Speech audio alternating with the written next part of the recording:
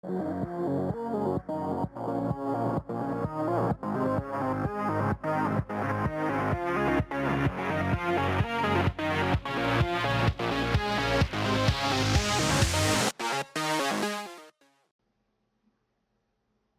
today we're going to do a chi-square statistic calculation by hand.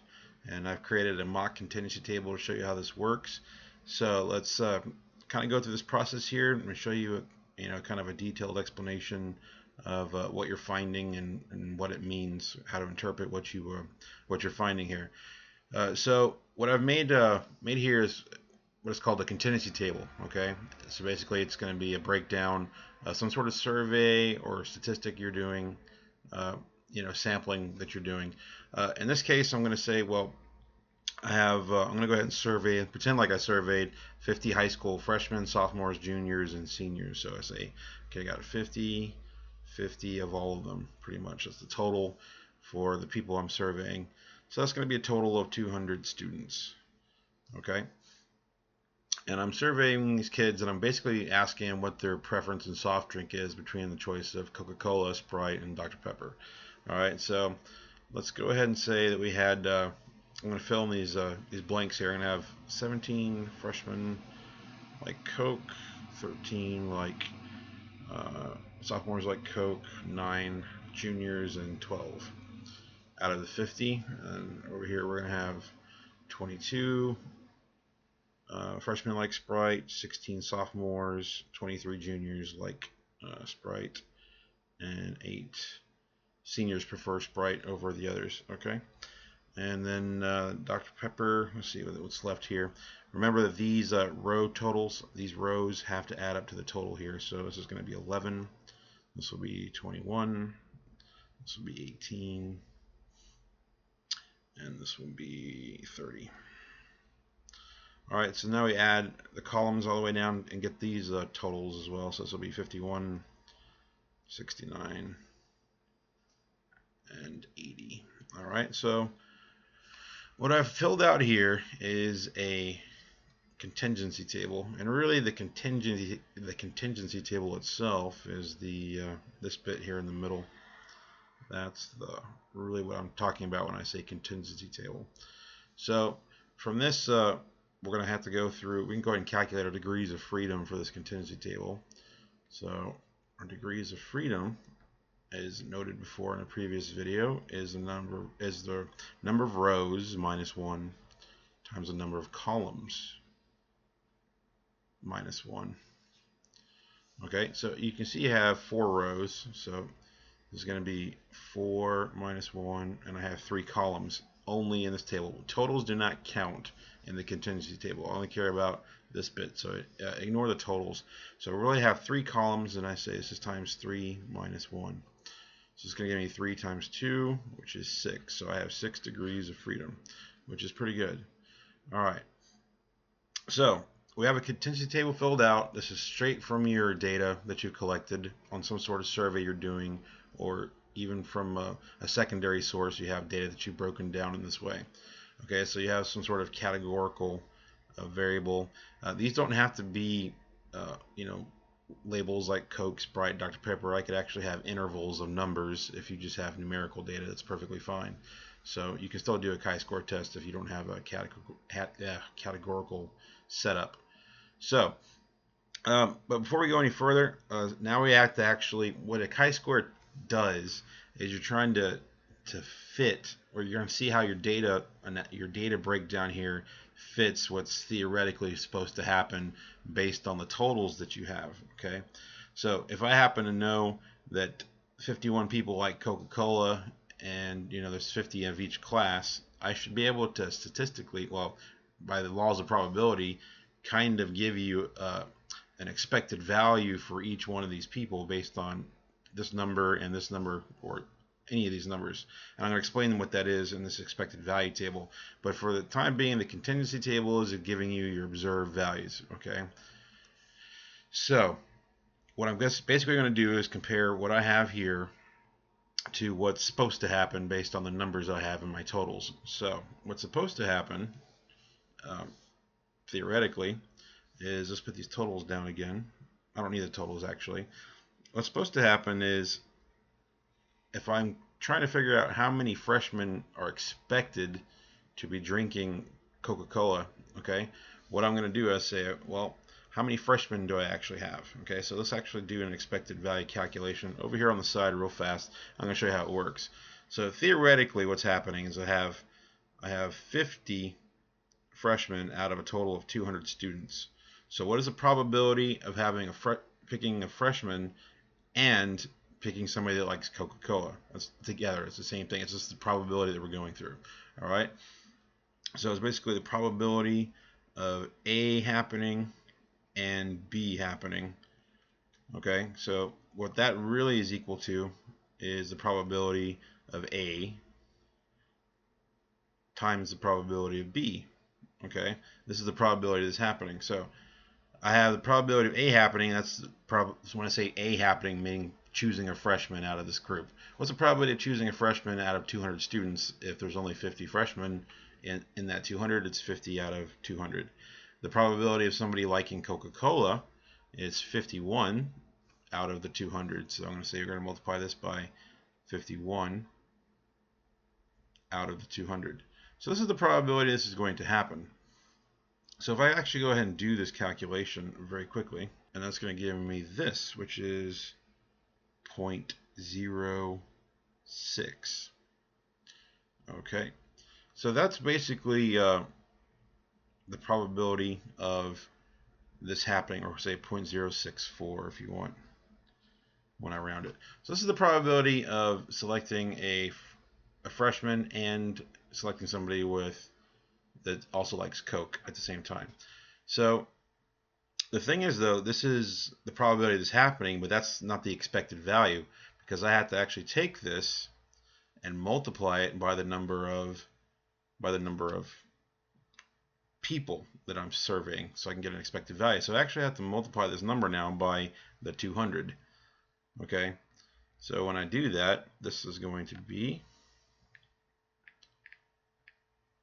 12.75. So that's how many people I'm expecting, how many freshmen I'm expecting to be drinking Coca-Cola that are expected, right? As you can see, that doesn't match my number up here, which is 17, and it usually won't. Okay, so let's think about what I just did here. When you do this, when you say 50 over 200 times 51 over 200, and now you're multiplying it by the 200. It has the effect here, when you have to multiply it over here, of just kind of canceling these out. So really you can just multiply the column total times the row total and divide by the grand total. That's what we're really doing over and over again. So I've kind of explained to you why we choose that method, and that's what's happening. So I'm going to go ahead and say then this was 50. This is the row total for the freshman times the column total, which is 51. And then we're going to divide this by 200.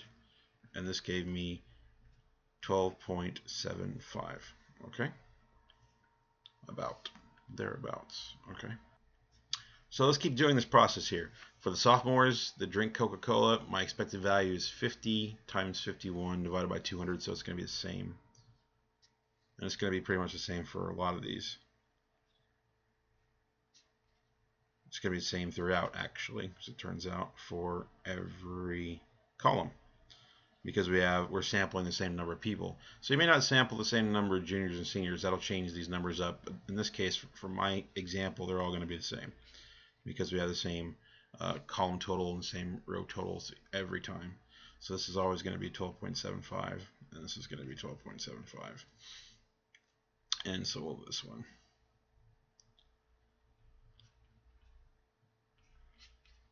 Every time. So that's a 7.5. Yeah. So we're going to keep getting this over and over again. These are my expected values. All right, for Sprite, this is going to be the same thing. We have all the rows are at the same total. So we're going to say the row total times the column total, which is 69. So the way I've set this up, in this particular example, these are always going to be the same for every column. All these will be the same, all these will be the same, all these will be the same. But that doesn't necessarily happen on yours. As long as you're using this formula correctly, then you're good to go. So we're going to say this is going to be 50 times 69 divided by 200, and the same for each one of them pretty much divided by 200. 50, 69, 200, 50 times 69 divided by 200. And we're going to get the same totals every time. So let's go ahead and figure out what that is. That's going to be 17.25.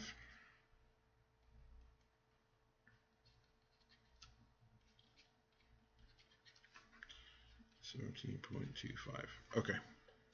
And now we're going to do finally Dr. Pepper. So we got 50 times 80 over 200 for each of these.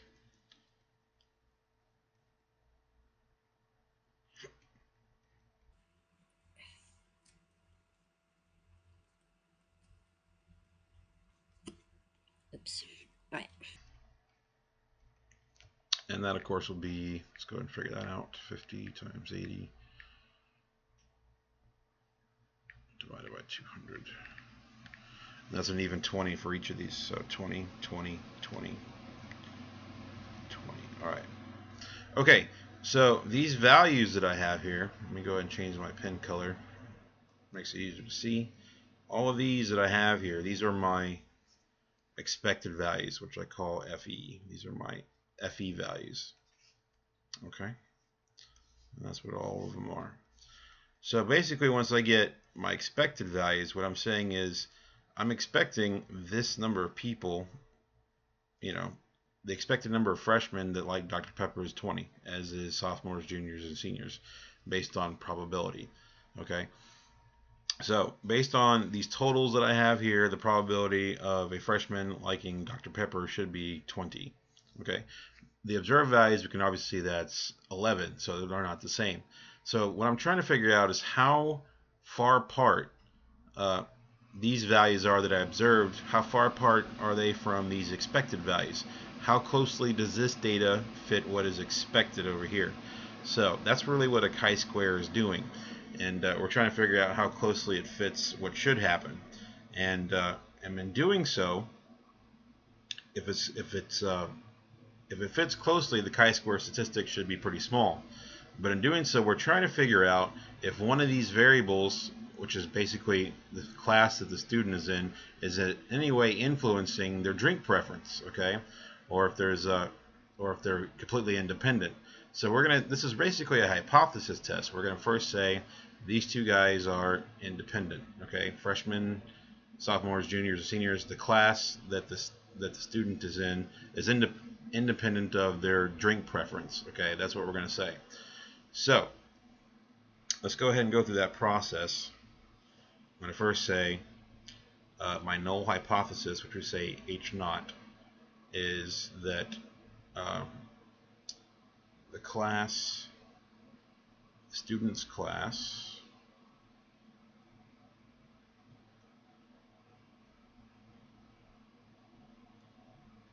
is independent of drink preference, independent of their preference of drink. Okay, and of course that's our default, our null hypothesis here, but obviously there's going to be an alternate hypothesis to go with it. So if this isn't the case, then we say the student's class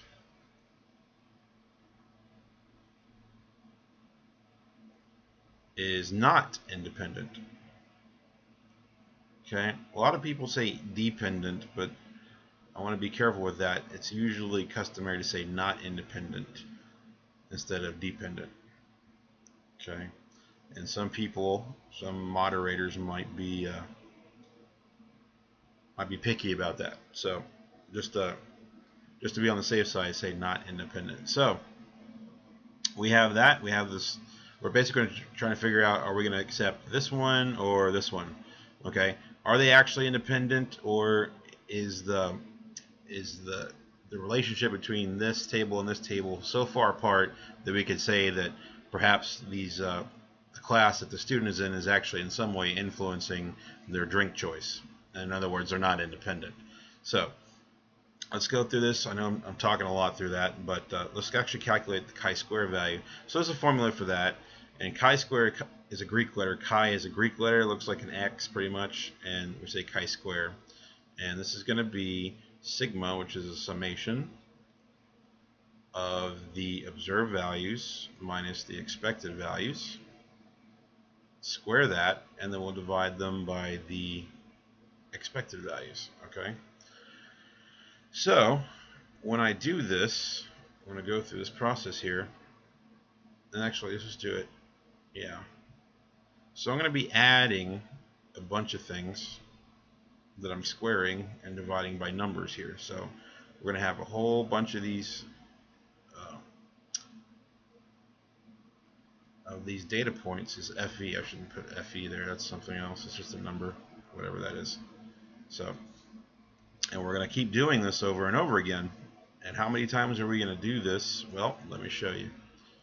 We have to do it the same number as we have here in this table here. So I have, obviously I got a 3 by 4, so I'm going to do this 12 times. This calculation 12 times. So I'm going to speed the video as I go through this, but let's do a few calculations. Just plug in a few numbers, show you what I'm talking about, and then I'll speed through the video, and you don't have to watch, me work everything out. I know that'll get definitely boring. So the observed value for here, a freshman that likes Coca-Cola, is 17. So I'm going to put that in this calculation here. I'm going to say 17. That's my observed value. How many people do I expect? Freshmen do I expect to like Coca-Cola? 12.75. So 12.75. And I'm going to divide this by the expected value, which is 12.75. And don't forget that you're squaring this this difference on the top here. So I'm going to keep doing that. Let's just do it once more. So let's say I have 13 here. That's going to be the same thing. We're going to have 13 minus 12.75. It's 12.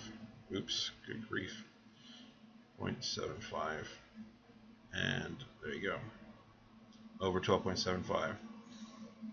So I'm going to keep going through this process for every one of these values. So I'm going to speed up this video, but I'm going to go ahead and write this all in, and I'll show you kind of what's happening out.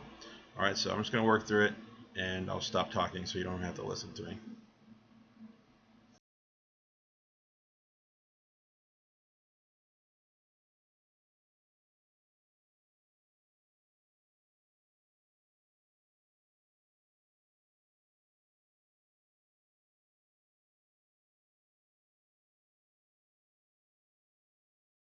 Okay, now we have our chi-square value, which is 20.15. So thank you for bearing with me through that calculation. Now this is probably easily the most important part of the video. You have a chi-square value now. What on earth does it mean, and how are we going to use it? Why did we go through all this trouble of calculating it? Okay, so let me try to explain this, because it's not super intuitive, but I think it'll make sense to you. What we're basically establishing here is what is called a chi-square distribution.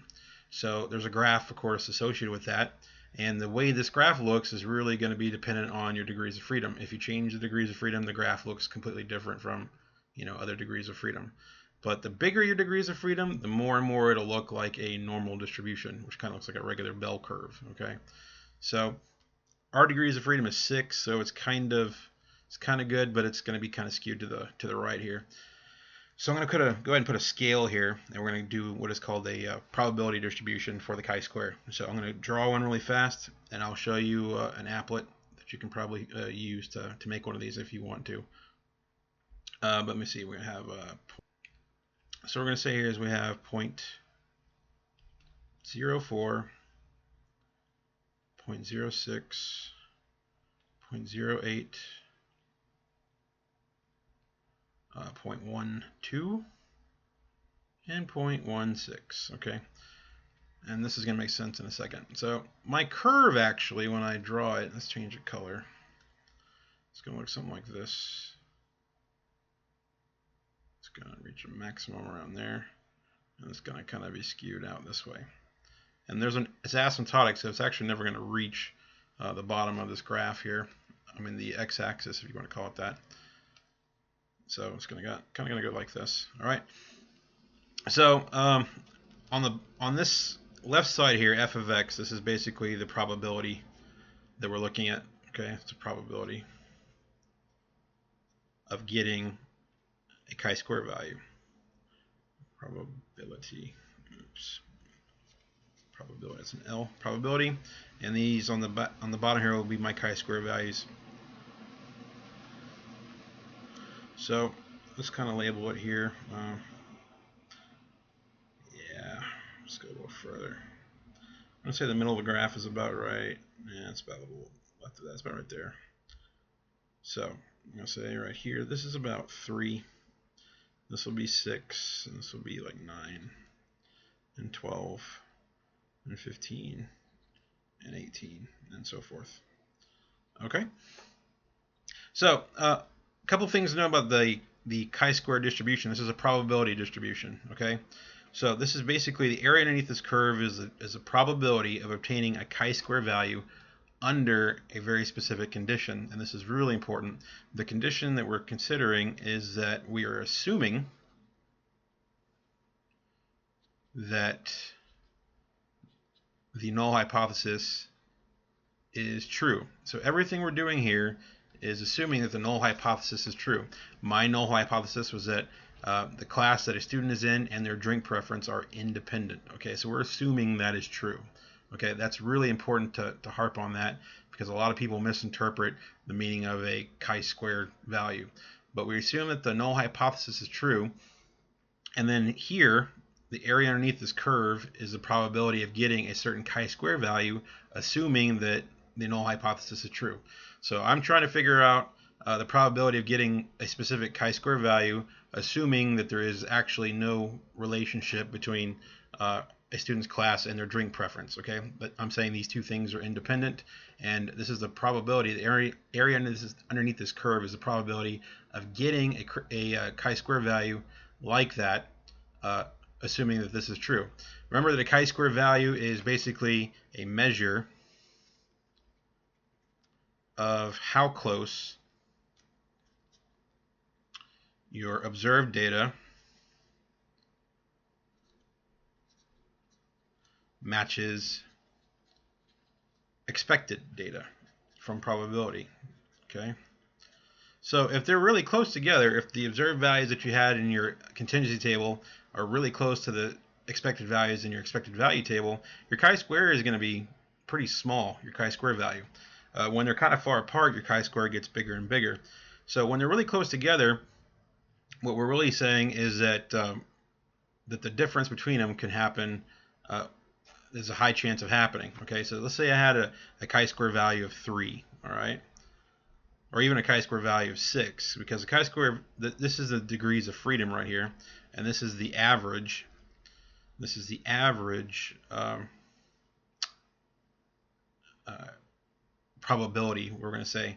So degrees of freedom right here, it's right in the middle. So I'm going to say to the right of it, there's a 50% chance of getting this chi-square value, and a 50% chance over here. So there's a 50% chance of getting this chi-square value. So when I say this is 0.5 on the right side, this is the probability right here of getting a value of 6 or bigger. Okay, there's a pretty good chance there, at least 6. So that's a 50% probability. All right, so that means that the chance of getting a chi-square value like that is 0.5, assuming that there's no relationship between the variables. So that's pretty good. Okay, the bigger your chi-square value, the further to the right you're moving, and then the probability of getting this value becomes less and less, because we're looking at the right side of this vertical line right here. Okay, so what we do is we set up a significance test. Okay, my significance level, if I had done this, would be 50%, but that's not very big. It's not anywhere near high enough to make any accurate inferences. So we come up with another value, which we call alpha. This is your significance level.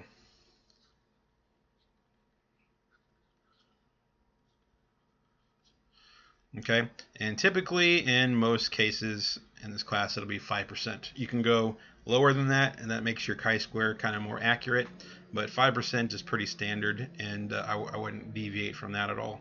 So what I need to do now is figure out a critical value somewhere where the area to the right side of a vertical line of that critical value will be 5%. So I actually need to look at a table now. So let's boot one up, and we'll talk about how this is going to work.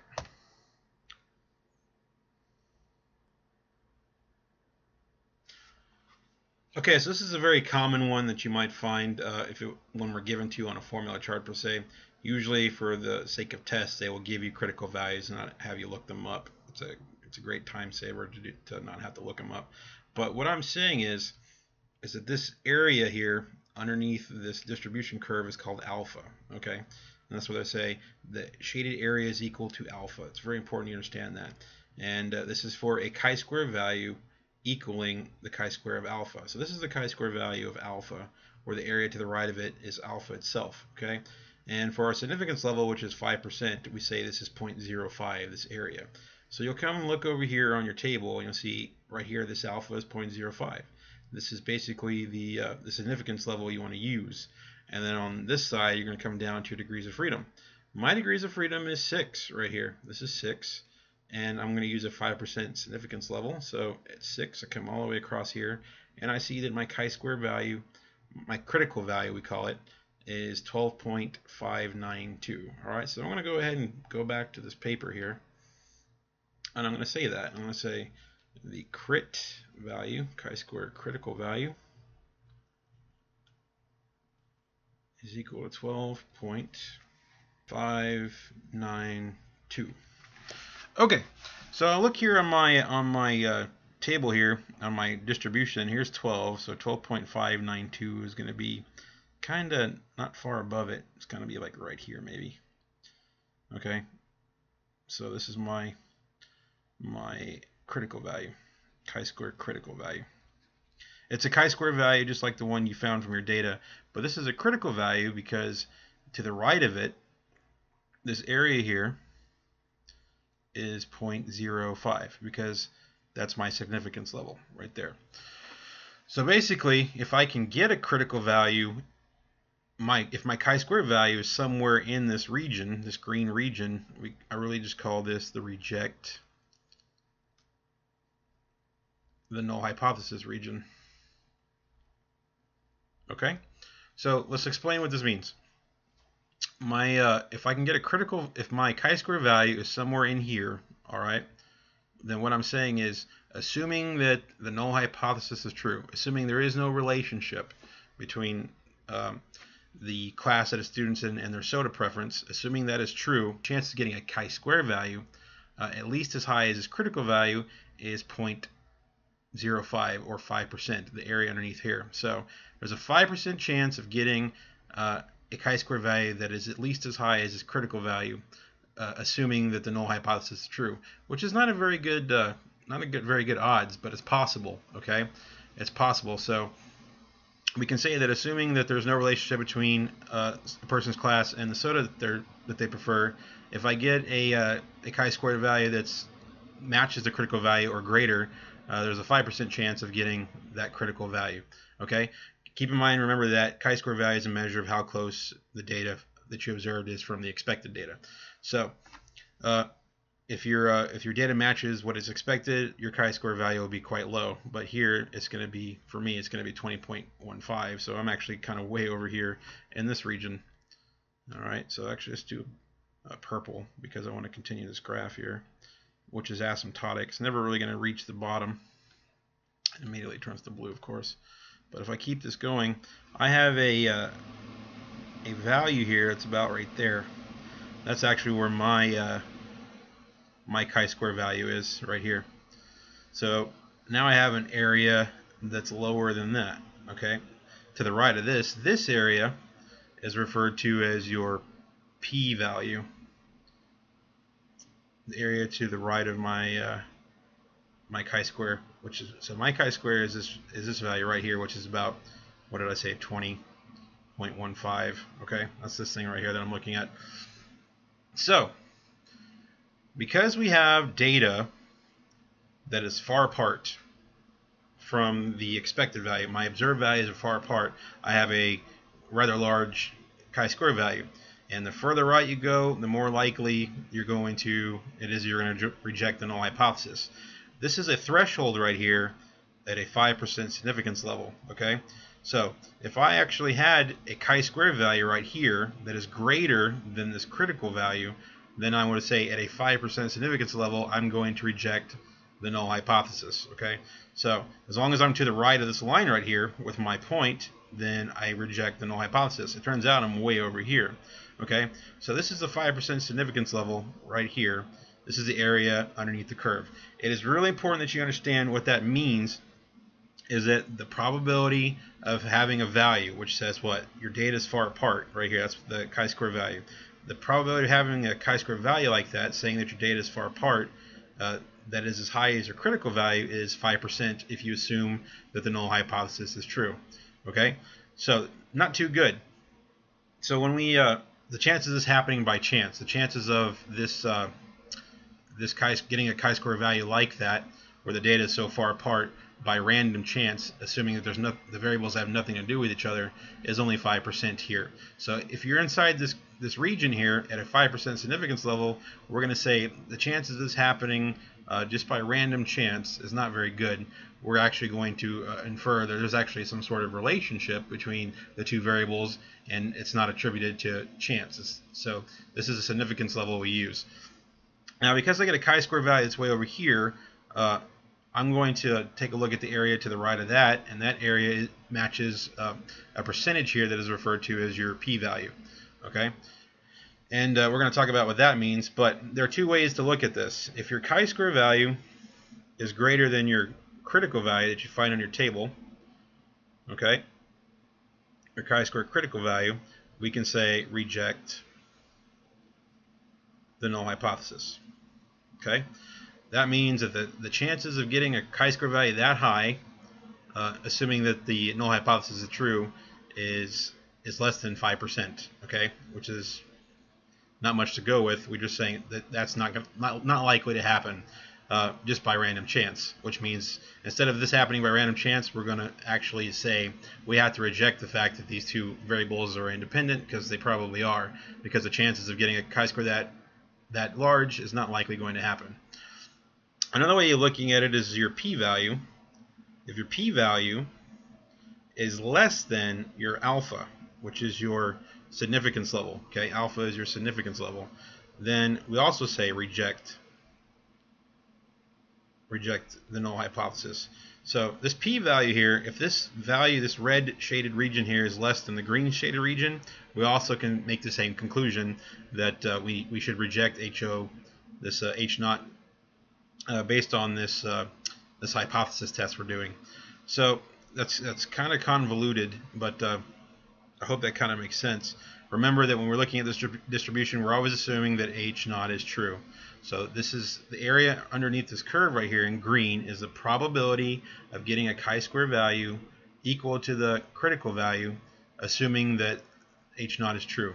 Okay. Once you get inside this region, if you get a chi-square value that's inside of here, the chances of this happening by chance is not good, which means we're kind of making an assumption that there's some relationship between the two variables that's making this happen, that's influencing these, one variable is influencing the other such that this is happening, and it's not attributed to chance. Okay, so this is your p-value here, and since we have a chi-square value, the value, let's write this here, p-value is basically the probability of getting a chi-square value that is greater than the chi-square from your data. So here's your chi-square from your data right here, which is 20.15. That's what I'm telling you. And the probability of getting a value at least that high or greater is equal to your p-value. Now I'll tell you what the p-value is from a calculator, because I usually need a calculator to find this out. We can talk about how that works. But basically that's what we're saying here.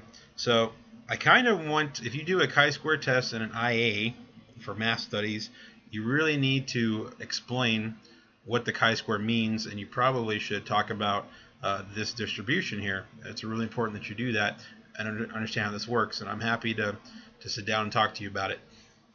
But this video is made for your benefit, but that's kind of how this is working here.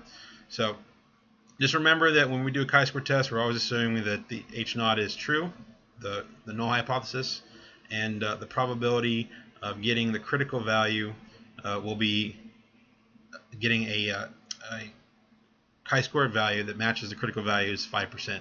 If you get a chi-square value greater than that, then the chances of this happening by random chance will be even less. So once you get in this region here, we say reject H0.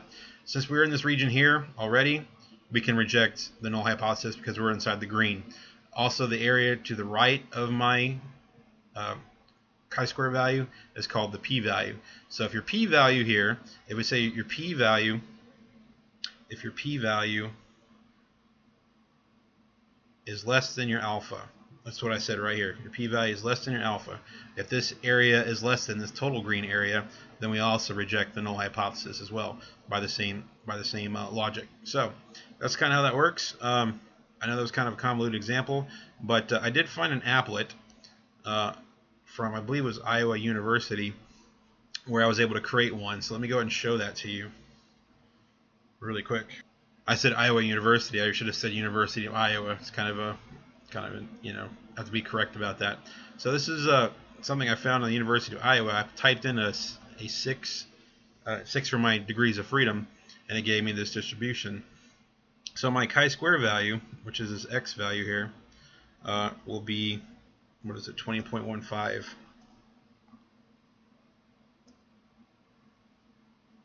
Okay, and it's going to tell me the probability of getting a chi-square value that's greater than 20.15 is 0.0026. So this right here is your p-value, is what it's telling you. So let me go back to my my table over here, my graph, and let's take a look at that again.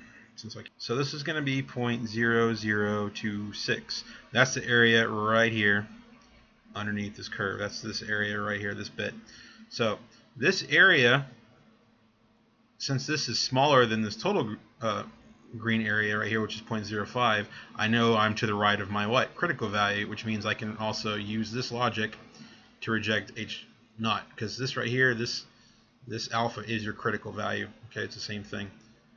All right. Well, it's not your critical value. It's the area to the right of the critical value. So that's the critical. We call it the critical area. We call it is where we reject H naught. So I hope that kind of makes sense. And again, if it doesn't, I'm happy to help you out.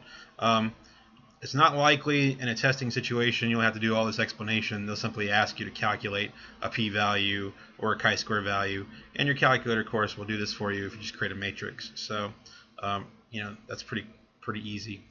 But again, the explanation of it's going to be kind of convoluted. So I suggest you do a little research. You know, if you don't like my explanation here, that's okay. I suggest you do a little research, though. I'll be happy to talk about it later on. But I hope that helps out. So what I'm going to say then, because my chi-square value is 20.15, I have to, obviously, I'm going to say my chi-square value here, which is greater than my critical value. I obviously have to do what? I have to reject the null hypothesis. So I actually have to say that that I'm going to reject the null hypothesis, which says that there's no influence, or there's no, or that the two variables, class and soda preference, are independent, because clearly they're not. All right, so I'm going to reject that assertion. That's what I'm saying, and that's all that really says. Okay, that's all you're getting out of this whole explanation. Is we're basically trying to figure out if one variable is in some way influencing the other. So that whatever deviation from the observed and the expected, which is your chi-square, is not attributed to chance, but it's actually attributed to one variable influencing the other. So that's kind of that. And also, before I leave, I want to go ahead and use a calculator to show you how to calculate a chi-square on a calculator. You're going to have to do this quite a bit before you'll take your papers at the end of the year, paper 1 and paper 2. So let's just take a look at this again, and I'm going to show you how to do this really quick on a calculator using a matrix, and we're going to find the p-value and the chi-square value at the same time. So this is my contingency table that I started with at the very beginning, and we're going to take these values and put them in a matrix. So just pay attention really quick. Okay, so I'm just going to add a new document. I'm going to create a calculator. I'm going to go to Menu, Matrix and Vector, Create, and obviously I want to create a matrix. Okay, that contingency table was a 4x3, so we have 4 rows and 3 columns. Okay, so I'm going to go ahead and put the numbers in from the contingency table. So this is going to be 17, 13, 9, 12, and go up here. This is going to be 22, 16, 23, 8, and this is going to be 11, 21, 18, and 30. And I'll take this matrix, and what I would like to do is just store it into a variable. So I'm going to hit Control var. And it's going to say which variable do you want to store it in. I'll just call it the letter A. Just keep it simple. I'll hit Enter. So now every time I type the letter A, it'll be bolded as you see here, and the calculator thinks that A is in fact a matrix, like that. So what I want to do now is a chi-square test in the calculator. So I'm going to go over to Menu. I'm going to go to Statistics. I'm going to go to Stat Test at the bottom. And then what I'm looking for is the chi-square two-way test here. And the observed matrix, if I click on the drop down, I labeled it A, so I hit OK. And then it'll give me the chi-square results. As you can see, my chi-square value here is 20.14. Mine was 20.15 for my hand calculation, but that's kind of a rounding thing. And my p-value, of course, is 0.0026. My degrees of freedom I already calculated is 6, so everything is pretty consistent. And that's how you can do it in a calculator pretty quickly. That's what you'll do in an exam. But remember, for your IA, you have to show all of your work here. So I'll probably make another video very soon about how to do this in Excel pretty quick. But if you were having to do all this by hand, I have just demonstrated that. So I hope that helps out. I hope that explanation was somewhat adequate. But again, if you have any problems, just come talk to me and we can discuss it. But best of luck to you, and thanks for watching.